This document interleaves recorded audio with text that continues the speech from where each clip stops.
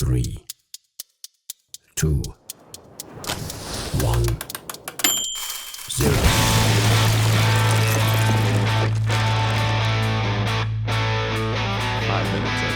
What up, dudes? Welcome back to the show. Thanks so much for tuning in. I appreciate it more than you'll ever know. By God, what a glorious summer it has been. For today's topic, competition. Usually we be in the dog days of summer slogging through nothing but baseball, the most boring sport known to man. I mean, my God, that is a game for people who bought a house for 52 cents in 1967 and are looking to sell it for a cool $2.4 million. That's a boomer game. That game stinks. But that's not what we're here to talk about today. We're not here to throw dispersions at America's pastime. We're here to talk about, what an incredible run of competition we've had recently. By God. I mean, we've got World Cup fever. We've got an NBA title coming home to New York City. And I went to one of my favorite competitions I've ever seen in my entire life, which we're going to get into first. Now, first of all, I want to say New York City hosts some very dumb competitions. Obviously, we're home to one of the greatest competitions known to man. That's, of course, the Nathan's famous hot dog competition, dominated by American hero Joey Chestnut. Now, this is part of New York's DNA, right? When it comes to chugging glizzies, no one does it like the Empire State. You know what I mean? Don't say you know what I mean. Of course they know what you mean. You're speaking English. Now, that's not to say that other food cities aren't hosting incredible food-based competitions. Chicago, for instance, has three different hot dog festivals. How fat can you be as a city? Now, that being said, the hot dog eating competition is incredible. And to that end, it has bred a different style of hot dog eating competition that has swept the boomer-ridden, don't be too mean about it, baseball world in the 999 competition. Now, I'm sure some of you are familiar with the 999 competition. It's where you go to a baseball game, you eat nine hot dogs, 9 beers in 9 innings, often resulting in you puking on your friends, which is, of course, a great time. That being said, there is an unbelievable publication in the world of skateboarding known as Jenkem magazine. If you're not familiar with Jenkem, they do a bunch of dumb shit. They are basically the modern age Big Brother. If you're not familiar with what Big Brother is the publication that spawned Jackass, right? So Jenkem is sort of the torchbearer of that world. They do dumb videos like guys taking acid and going to Street League, and they do really fun shit. And to that end, they hosted a competition a few weeks ago that I was lucky enough to attend called the Jenkem 999. And what the Jenkem 999 is, 9 hot dogs, 9 beers, 9 360 flips, winner take all for $999. It was awesome. I went, and we're going to go to that footage right now. This is a hot dog eating contest. I'm going to need y'all to make some fucking noise. What up? Welcome to beautiful Williamsburg, Brooklyn. We're here at the historic Blue Park local DIY for the Jenkem 999 Challenge. 9 beers, 9 hot dogs, 9 tray flips. A celebration of beer, freedom, and tubular meats. These competitors are going to consume 8.5 pounds of beer and pig parts while attempting one of the most classic tricks in skateboarding. I think puking is allowed, which is a good addition. If you've never been to Blue Park, it's kick-ass. It's a bunch of ramps made by the locals. They hang out here. They smoke weed. If you're not familiar with Jenkem magazine, they do fucked up cool shit like this all the time, and you should check them out. They rule. I'm excited to see what this event has to offer, which is going to be mostly half-digested hot dogs, I assume. Basically, what I'm trying to get at here is that Joey Chestnut could suck it. He could never. This takes true grit, vigor, and just a willingness to really vomit in public. They're about to start. Let's go check this shit out.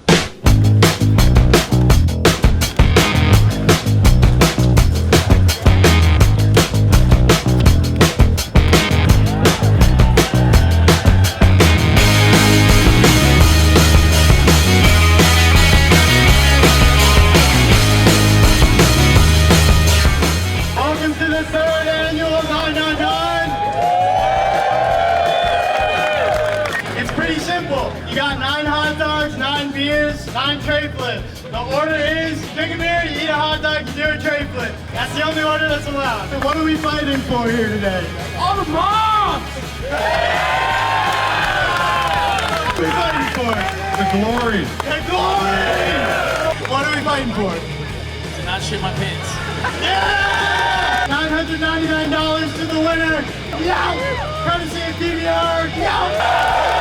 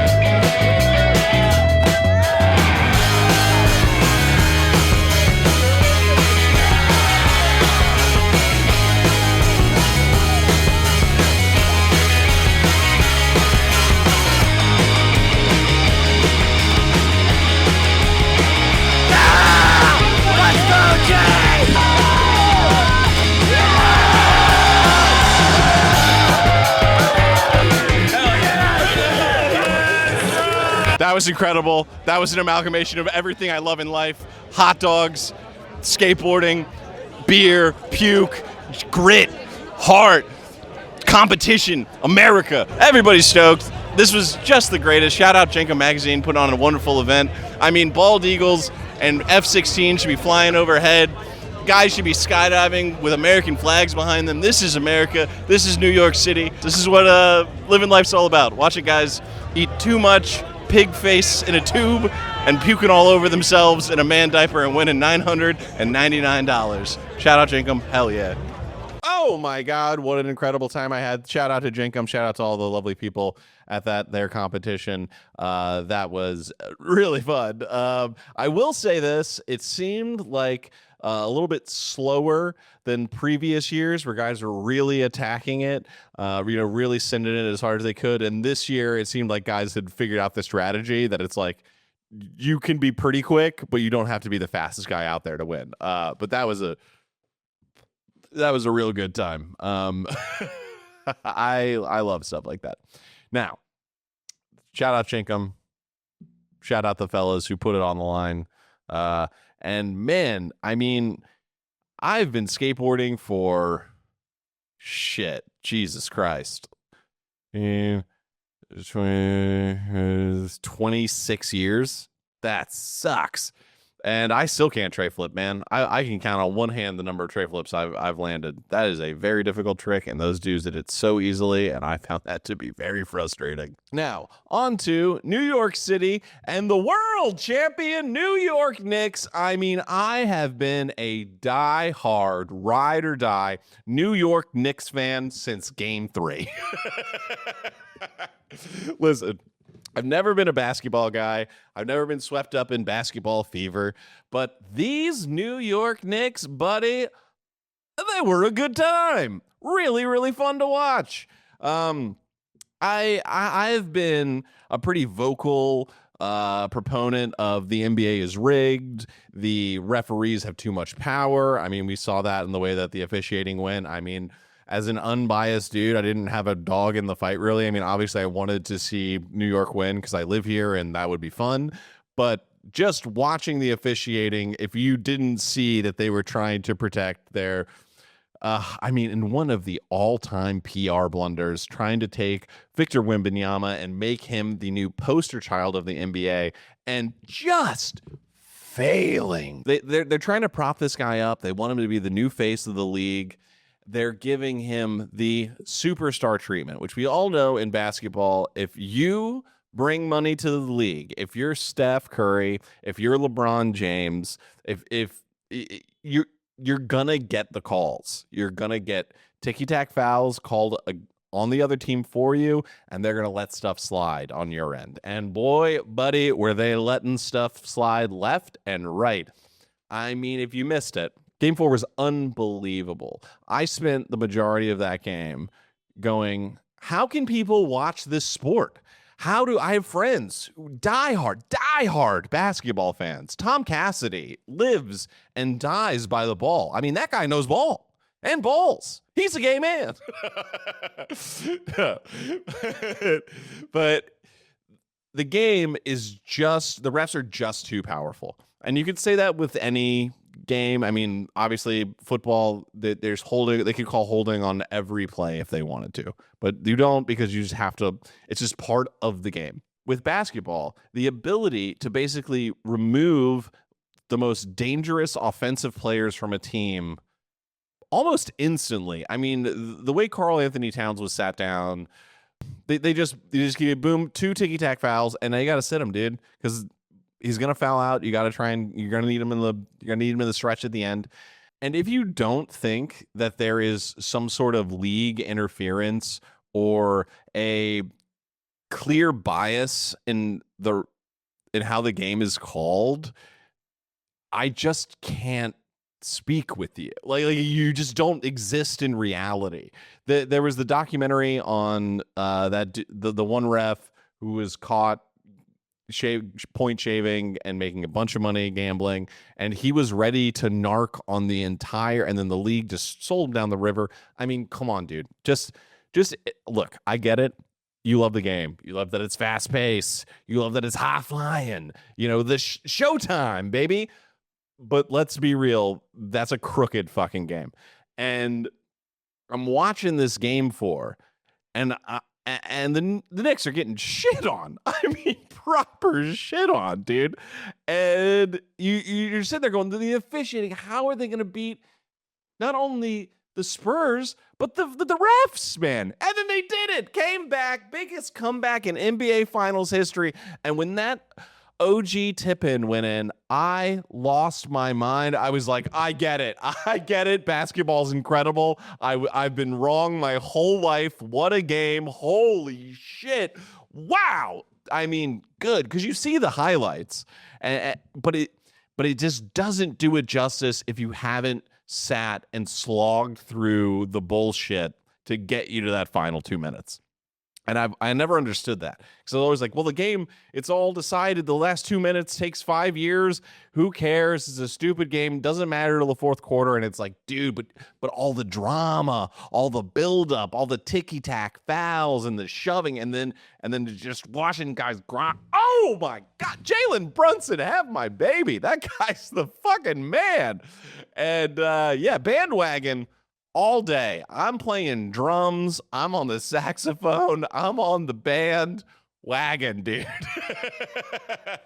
But holy shit, that was fun. And it's just everything that I love about competition. And I was a guy who hated competition. I spent all of my formative years from till I was about, let's say, 19. I thought sports were dumb. And let me tell you, if you're a pretentious dork who loves cinema, who thinks that, you know, live theater still holds value, and you think that, if you've ever said the word sports ball, let me speak to you directly. You are fucking wrong, because you probably like video games, dude.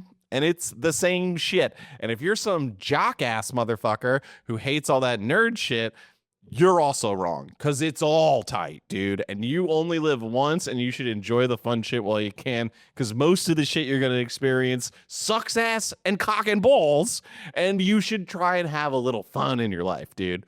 When I was 19, I was living in Chicago, and I'll dude, shout out my boy Joey. Joey fixed me, dude. I was a broken man. I was wrong. I was living my life wrong. And it takes your friends. A lot of times in life, your friends are going to see potential in you that you don't see in yourself. It happens a lot in skateboarding, where filmers, the guys who are filming their bros who are, you know, ripping some sweet tricks, will suggest like, yo, you should try this. And their buddy will be like, I don't think I could do that. And they'll be like, no, I know you can. And they'll push their homie, and their homie will do something they've never done before, right? Happens all the time. It's why directors exist in film and shit, right? So Joey saw something in me that I didn't know I had, right? And it's so dumb how he saw it. We were playing beer pong, one of the great children's game of our time. And I was losing my mind because I am a competitive psychopath. And Joey was like, yo, you love sports, dude. And I was like, no, I don't love sports. I love the theater and fucking Shakespeare and the other guys whose names I've all forgotten, which is such a tragedy that I can't pull up one single playwright, dude. Think of one, bro. Tennessee Williams. I was trying to remember Tennessee Williams. I suck. Anyway, I was like, I love Tennessee Williams. I want to wear black turtlenecks and I want to be an artist, right? Dumb. And he goes, no, dude, you love sports, man. I go, no, I don't love sports. He goes, dude, I've been watching you play beer pong all night. You're screaming in people's faces. You're high-fiving. You're a fucking jock, dude. You're a jock in a skateboarder's clothing. And by God, he was right. He said, listen, Sunday afternoon, come over. I'm going to fix you. And I came over. He had a projector. He was a Packers fan. I had no football allegiance because I realized later on that my beef wasn't with sports and competition. My beef was with the fans, dude. Because I grew up in North Carolina around a bunch of redneck hillbillies who were telling me about God and all this other dumb stuff. And then they're trying to tell me that, like, the Tar Heels are worth watching. Get fucked, dude. No, I don't care about the Panthers, bro. It's like when someone's trying to get you to watch a movie and they're like, oh, the Lord of the Rings rules. And you're like, oh, I've never seen the Lord of the Rings. They're like, you've never seen the Lord of the Rings? You've never seen it? It's like, that's not how you get someone into fandom, dude. That's not what you do. You go, oh, dude, you're going to love it. It's awesome. It's right up your alley. You're going to be so fired up about it. Dude, you've never seen The Matrix? Oh, man, you're going to love it. It's going to be, dude, you check it out. You got to be gentle. It's like Inception, dude. You got to plant the seed. You can't shove them out of an airplane. So he goes, oh, dude, come over on Sunday. I'm going to fix you. So we pull up. He's got a projector. He's a Packers fan. He's got dude, he did it right. He had the exact spread that I needed at that point in my life to become absolutely malleable to his will, right? And that was a 30 rack of PBR and just as many blunts as you could smoke. And the thing about Joey is that Joey can pearl a blunt. It's just something I haven't said in fucking 2 decades. So we sat around, pearling blunts, and I knew the game because I grew up in the South, right? So it's like I know how football operates. Like my whole family is obsessed with FSU. I also grew up in a household where professional sports weren't loved like that. My folks were Cubs fans. They loved baseball, which is probably why I hold it into such disdain. Also, I played baseball as a youth and just had a miserable time. My mom sent me, because I'm left-handed, but I play sports right-handed, called cross dominant. Sent me to a baseball practice with a righty glove because she was like, if he can throw lefty, he'll get a scholarship. And I just humiliated myself for a whole afternoon. I had this coach who every time you missed a throw, you had to do push-ups. And I'm like, dude, I'm a twig man. I'm a little twig boy trying to do push-ups, being so goddamn embarrassed. It was brutal. But anyway, I digress. So I knew the function of the game. I know quarterback controls the ball, running back runs, wide receivers catch the ball, offensive line, whatever. I knew the basics. So Joey just got me. He just did it perfect. He contextualized it in a way where it was like, oh, dude, this is about watching a game and getting stoked with your buddies and having fun. And that's what it's all about. No matter what kind of competition you're into. I don't care if you're watching Smash tournaments, dude. If you're watching Super Smash Brothers for the uninitiated, if you're probably in a at least texting your buddy who's into it and being like, "Oh, dude, the Peanut is the man," or whatever. It's a guy who plays I think he plays Mega Man. He plays Mega Man. Yeah. He's like an underdog in that world. It's fun. It's a great connection. It's unbelievable escapism, especially in a world where entertainment has become so bankrupt that now sports and a live event where you have to sit down right there to watch it, and you can experience it live. You can go on Twitter, catch people's reactions live. It's fun, dude. It's so good. If you're not in, find something. If you don't have a game you like to follow, do it, dude. Do it. So The Knicks win, unbelievable. I wish I had some footage of like me in Times Square with people setting buses on fire and stuff. I didn't leave the apartment, and I'll tell you why. Because I was in Chicago when the Blackhawks won, and when the Blackhawks won their Stanley Cups, and that was unreal. We left the bar we were at. We went down to Wrigley. We're in the streets. We're singing. We're dancing. We're screaming. I was also there when the Cubs won the World Series. That was sick. So I've been in those environments, and it's super fun. And I'm just at a point in my life where I see all of that mayhem and all of that excitement, and all I can think about is how sweaty I'll be on the train ride home and just how packed, and you're around all those hammered drunk people, and it's just not my scene anymore. So I didn't go down, but shout out to the Knicks. That was awesome. When the Blackhawks won, that was unbelievable. I remember standing in front of Wrigley Field, shotgunning tall boys, just having a goddamn blast. And that's not for me. That's for the true fans and people who are looking to get real fucked up. And anyone who has anything to say about New York has the most annoying fan base, dude, shut up. Your team has the most annoying fan base. Fan bases are annoying across the board. Star Wars, Lord of the Rings, the Detroit Pistons, everybody stinks. Big groups of people thinking they're the best are the worst. It's like Newton's law or something. It's inescapable, dude. So just shut up with all that. Shout out to the Knicks. Shout out to Jalen Brunson. Shout out to the boys. I mean, just unbelievably likable dudes. Feels like an underdog story. Feels like it's a true team. It's not just one guy owning. Although Jalen Brunson, 45 points, game 5, not too shabby. It was awesome. It was awesome. Which brings us to the next big competition of the summer. Also, I realized accidental Knicks Cup. How about that? I kept losing my thing, and I threw some spike tape on it. Knicks fan. Oh, you think I'm not a Knicks fan? Yeah. Or was I shooting a thing that has never been released in a dark basement in Manhattan, and I couldn't find my cup, so I put some spike tape on it. So I put some colorful tape on it so I wouldn't lose it. You tell me. This episode is sponsored by Row. Women can sense confidence in the bedroom. If you need a boost, Row Sparks is here to help. Row Sparks are a 2-in-1 prescription treatment for better, longer erections. They dissolve under your tongue and work in 15 minutes on average. It's an easy way to stop worrying with less waiting to perform. This stuff is great. Spice it up. Confidence is king, man, in any aspect of your life, especially in the bedroom or on the couch or in the kitchen or wherever it is you're getting freaky naughty. Having confidence will carry you through. You got to step into the batter's box knowing you're going to knock it out of the park, and Row Sparks will give you the juice you need, baby. Row connects you with a medical provider 100% online. That means no awkward conversations or in-person wait rooms.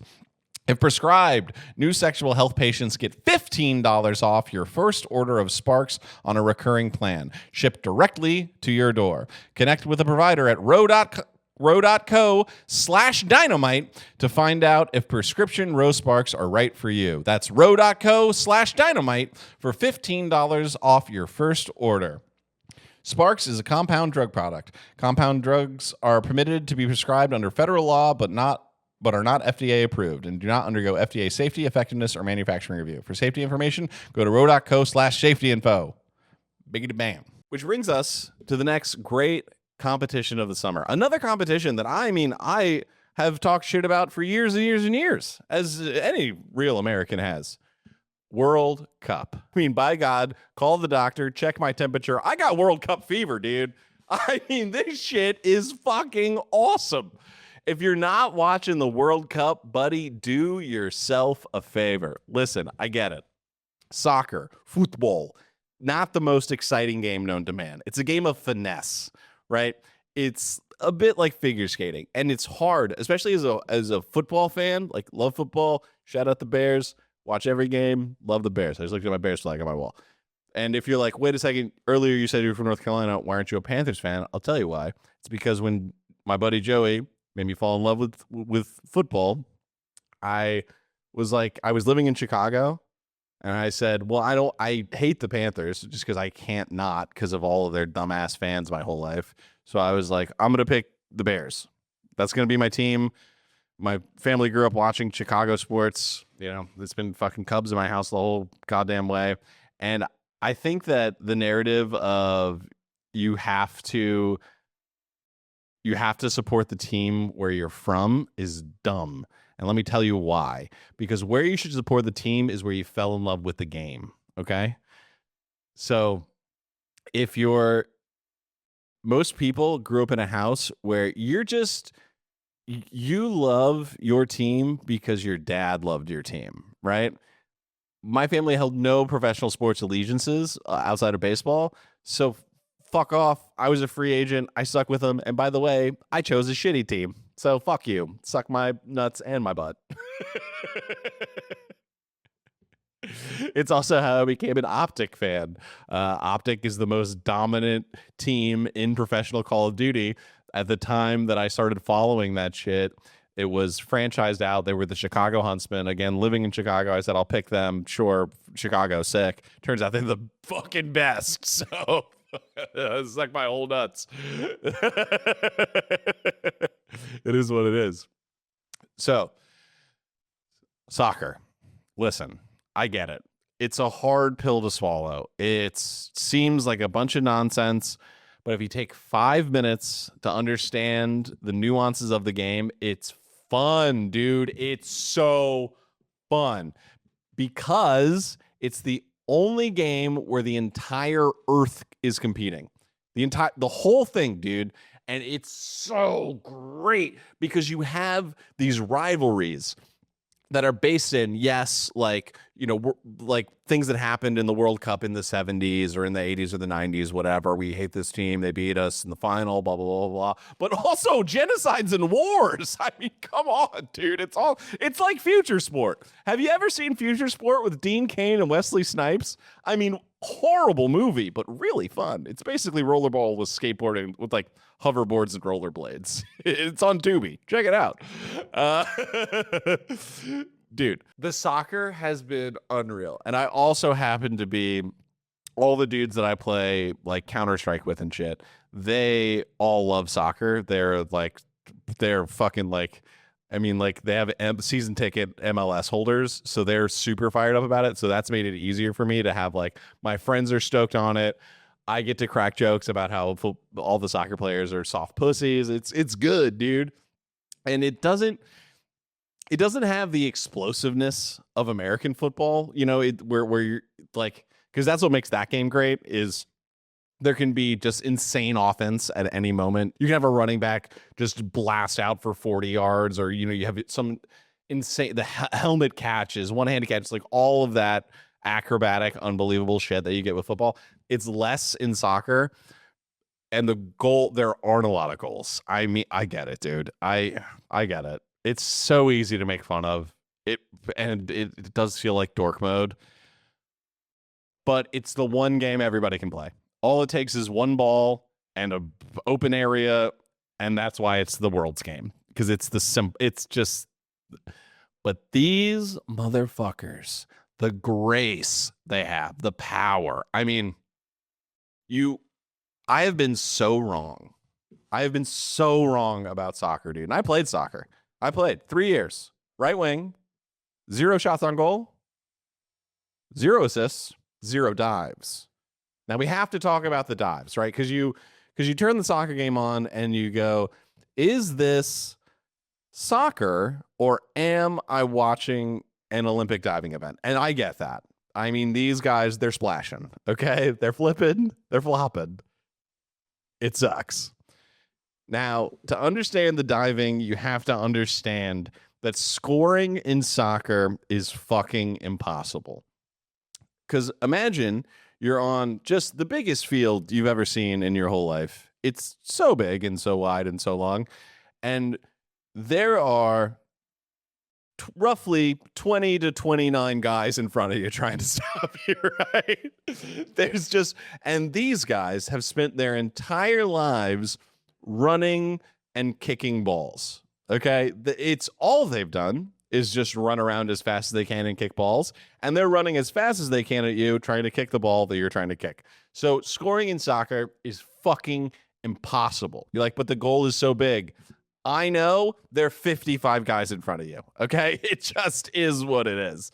It's like a prison riot's worth of guys in front. It's like the Mission Impossible scene where Tom Cruise has to like fight his way out of that Russian prison. That's what scoring a goal in soccer is like. It's so fucking hard. And because of that, the free kick, the penalty kick, is unbelievably powerful. 70% of penalty kicks go in because the way that they can manipulate the ball. I mean, if you're familiar with what the Magnus effect is, it's basically when a ball rotates, it changes its trajectory, right? So if you'll see these YouTube videos of guys like throwing balls off of like a dam and it flies out a million miles or whatever, or like Dude Perfect tried to shoot a basketball off of a skyscraper in Las Vegas.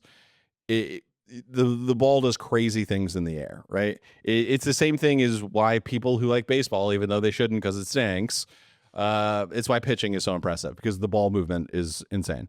So free kick should be impossible. There's 55 guys standing in front of you. There's a guy in the net, but then they can hook it and manipulate it in ways that are just mind-boggling, dude.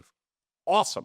Like, if you like object manipulation, like if you're into skateboarding, soccer is some of the best object manipulation in sports. It's so good. It's just, I mean, the ball handling in basketball is awesome, but in soccer, it's a whole nother world. They're doing it with their feet, bro. Doing it with the feet, dude. It's cool. And watching all of the people come from all these countries to the United States and just have a blast. I mean, we have never seen better PR for America in my life, dude. Holy shit. All of these people, they hate us, dude. They fucking hate us, bro. Because we run around and we go, we're the best. Everyone can suck it because we are. And they get pissed. And they're like, fuck these pussies, whatever. Their media is like our media, dude. They're trying to keep them engaged through anger and fear. So they're talking all this shit about us. Some of it is true. Some of it is not. It is what it is. That's how international propaganda works, right? And all these people are coming over here and they're going to these fuck ass towns in fucking Tennessee or Kansas City, and they're having the time of their life. It's awesome. They're like, dude, have you seen these guys going to Waffle House for the first time? It's incredible. It's like, yes, dude, the Waffle House rips. I hope you got your hash browns scattered, smothered, and covered, brother. That shit's fucking tight. It's like, it's so cool. And what you need to understand is that they're coming here in spite of hating us because they love this game. They love it so much. It's why people went to watch this shit in Qatar. They're like, yeah, human rights violations. I'm trying to watch Messi. So that's what makes it so goddamn fun, dude, is seeing that. That's honestly been, I mean, outside of the actual games have been awesome. Like watching, I watched Japan, Netherlands. So funny, dude. It was like watching a bunch of bellhops play against a bunch of Vikings. I mean, these guys are so much shorter. And they wouldn't stop going for long ball crosses. So like from one side into the middle of the field of play to try and get, headers and goals and such in that way.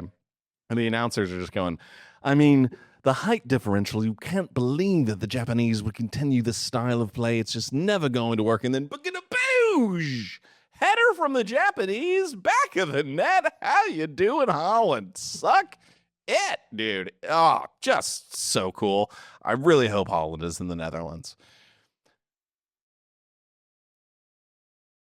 It's worth swallowing your American pride to watch a game that you're not super into just to watch the world come together for this game. It's awesome, dude. And for the first time ever, the US is sick, dude. We're fucking sick. We're playing what they call liquid football, okay? And what that means is, in the past, the style of play is so unbelievably fast and fluid now that long gone are the days of, and that's the problem that I think a lot of Americans have with soccer, is that growing up, you're playing, it's like a kid's game, right? It's like a children's game that you play at the Y or you play during summer or whatever.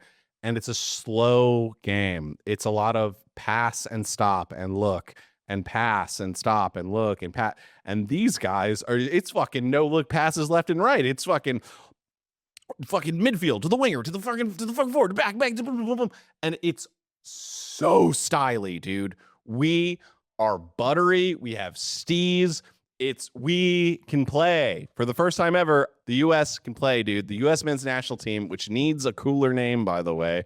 We gotta be the Freedom Dogs or the bald eagle M16s. It's something. We need something. We because our team is sick, and you need a cool nickname, and we don't have one.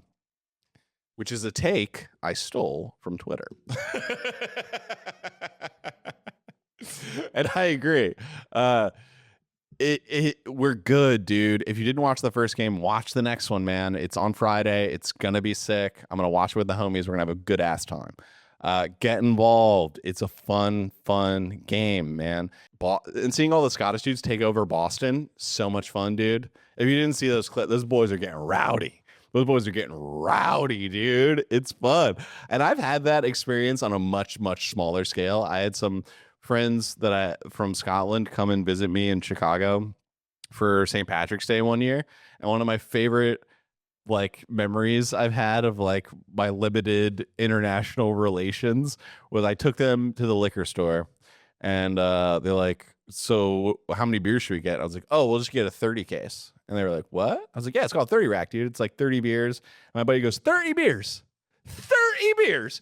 You're telling me you can go buy 30 beers. And I was like, yeah, dude, it's like standard issue. We'll probably get 2 of them and some liquor.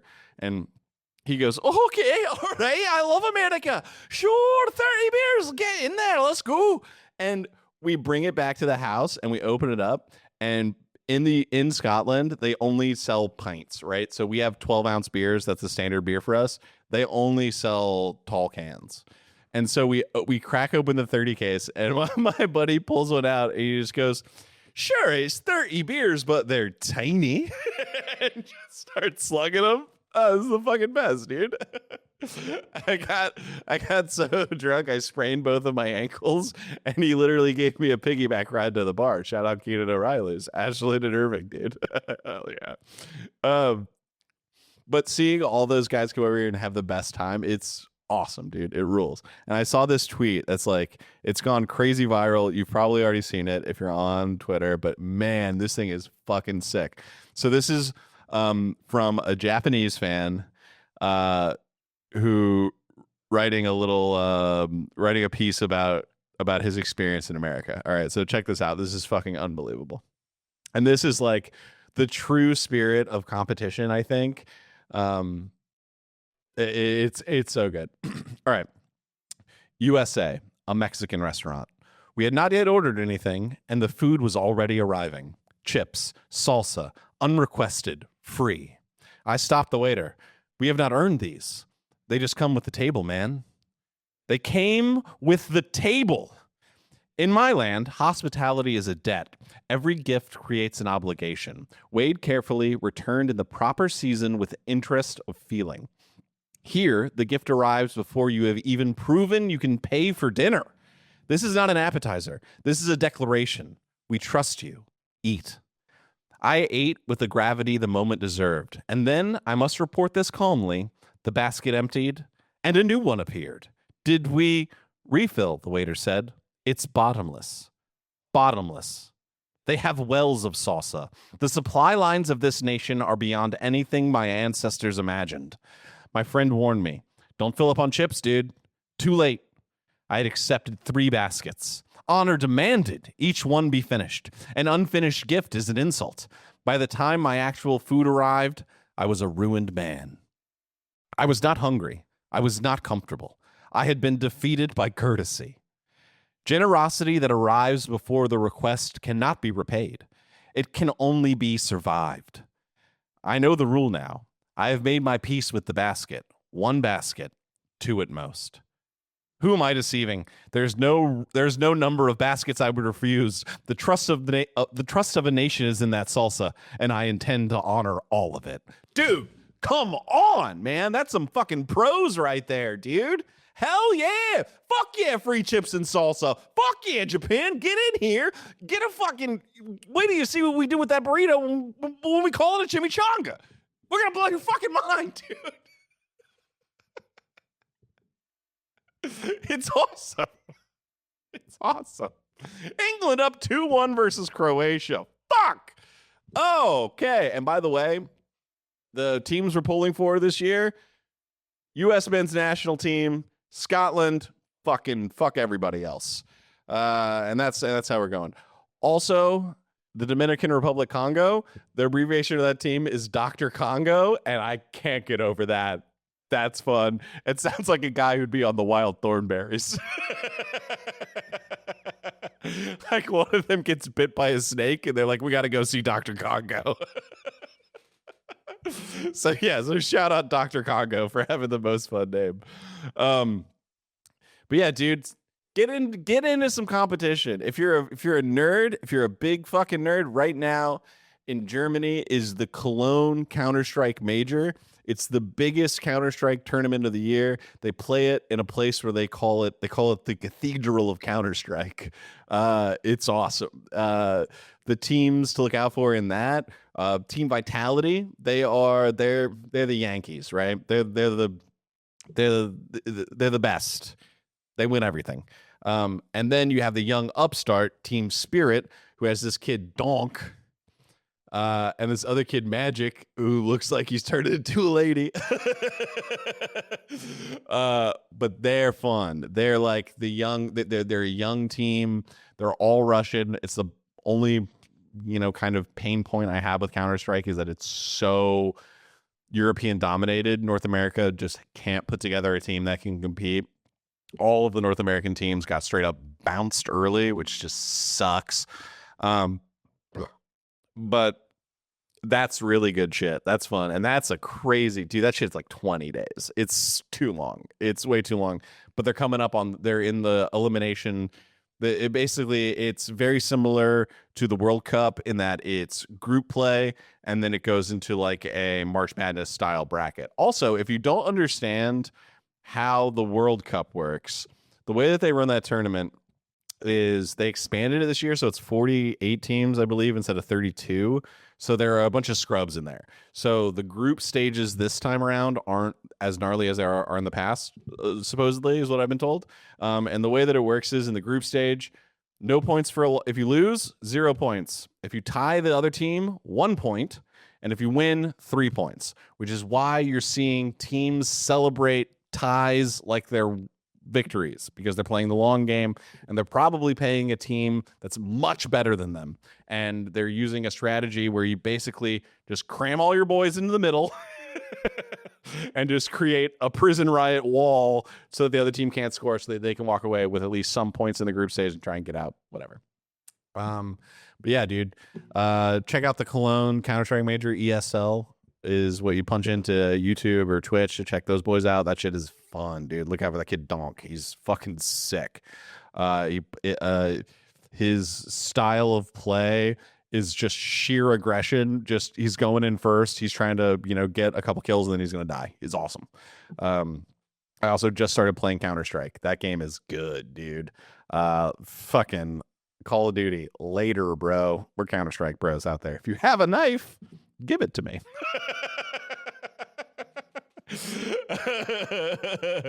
Or some gloves. Hook me up. No, I'm kidding. Yeah, but you guys rule.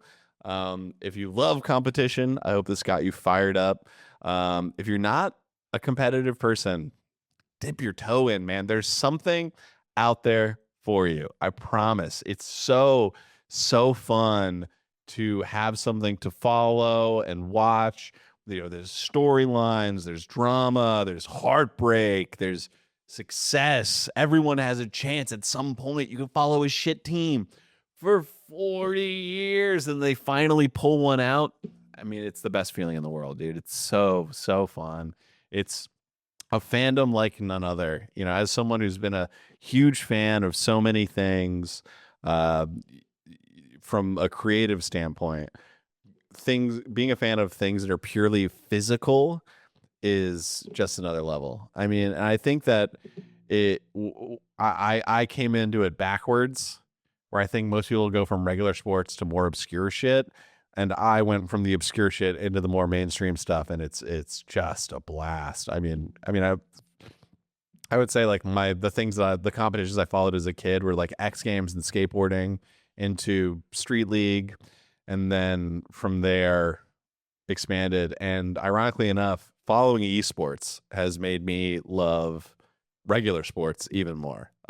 So dude, get out there, be a fan, enjoy some great games. Fuck yeah. Let's go, America. We need some songs. We need a cool nickname, and we need to fucking shit on everybody in this World Cup. Thanks so much for tuning in. I'll catch you the next time I upload something, and I hope you enjoyed it. Later.